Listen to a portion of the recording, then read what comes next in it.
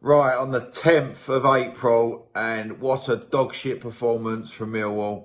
But with the selection we started off of, it was always going to happen, wasn't it? Rowie, you ain't got a fucking clue.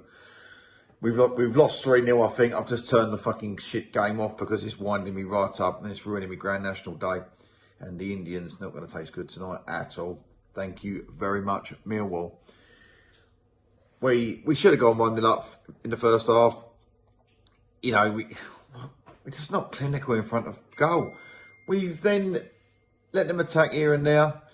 Like Jermaine Lowe, can't stand the fella. He couldn't hit a barn door before today. All of a sudden he's pulling out 2 worldies. You know what I mean? We're making these players look good. The first goal, the defence is standing off of him. He's let him come in and cut in on his left foot, and he's hit a great goal against the Bartman. I mean, but where's Cooper? Where's Wallace? Where's Pearce? They're fucking non-existent. As soon as I saw that lineup, I'm thinking to myself, right, he's dropped Woods. People can't argue that. What is Pearce doing in the back line with Murray Wallace when you have other options? Why? It's two steps forward, 3 steps back. This game has been shambolic.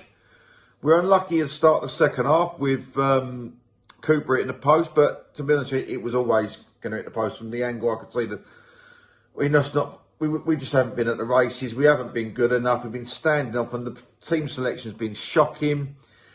And then you think, hold up, he's going to put on some more, and then he takes off Pearce. Brilliant.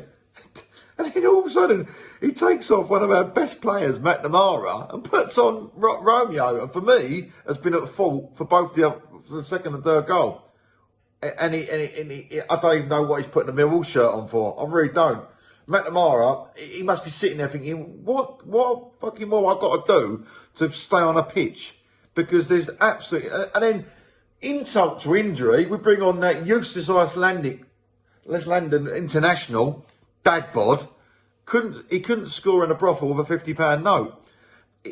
He's shocking. He's absolutely shocking. And Harry has got to start over Bradshaw. Again, God only knows. Rowett, Ed's gone. I expected us not to win today, maybe a draw. But the performance is absolutely shocking, and we look clueless. We look absolutely clueless against them. They are running rings round us, and we're not good enough. We're punching. We're absolutely punching in this game, and it's a really disappointing start to the day. We have really got to go back to that drawing board.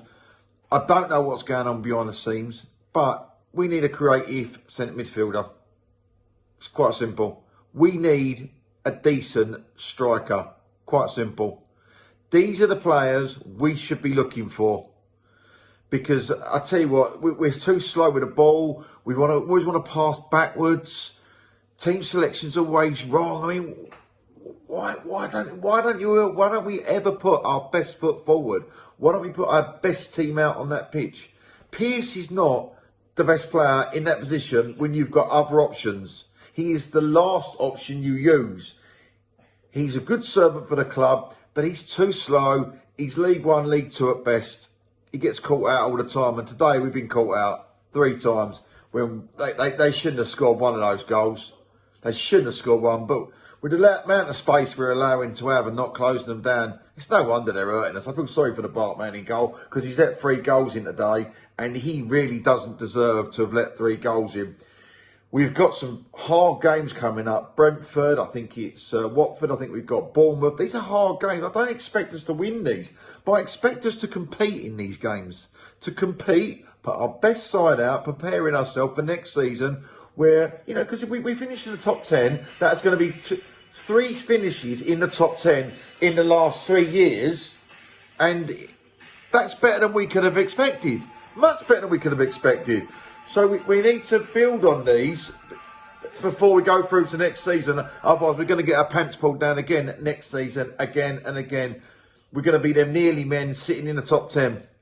But sooner or later, we're going to drop out of that top 10 if we do not improve and we do not invest money within our squad, within our team.